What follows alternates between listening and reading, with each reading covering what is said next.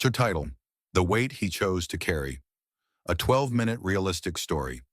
Ethan Morales was 16 when he first learned how quietly a heart can break. It happened on an ordinary Wednesday afternoon. School was over. The hallway was thinning, lockers slamming in the distance. He had walked Maya, his girlfriend of nearly a year, outside like always. She looked nervous, fidgeting with her backpack straps. "Ethan, we need to talk," she said. He felt something drop in his chest.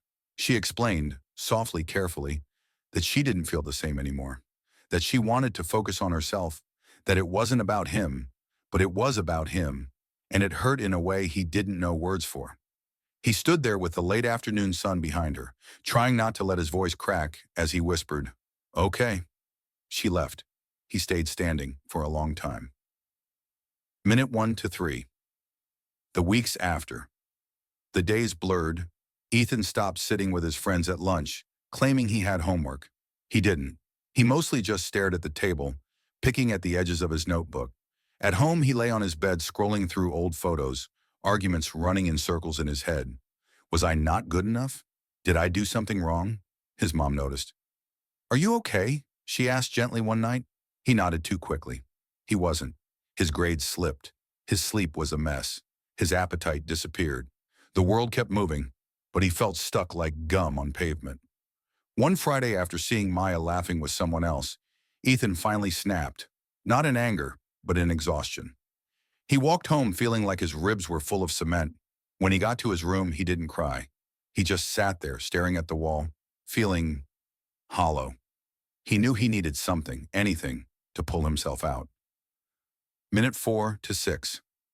The first step into the gym. The next morning, his I'm a cousin Leo streamer. Let me stopped by. spit. Cap Leo cut was line. 2 AI years that. older, I'm an editor. athletic, Heads up. and one of the Cap few cut people line. Ethan AI. looked up to. "You look like you're wrestling 10 invisible problems," Leo said. Ethan shrugged. "Come with me," Leo said. "Gym. You don't have to be good. Just show up." Ethan didn't want to go, but staying home felt worse. The gym smelled like metal and rubber, foreign, intimidating. Strong people everywhere, moving weights Ethan could barely imagine lifting. He felt small in a way that wasn't just physical. Leo led him to a corner and said, "Start with this," handing him an empty barbell. It looked easy. It wasn't. Ethan struggled to hold his posture. His arms shook.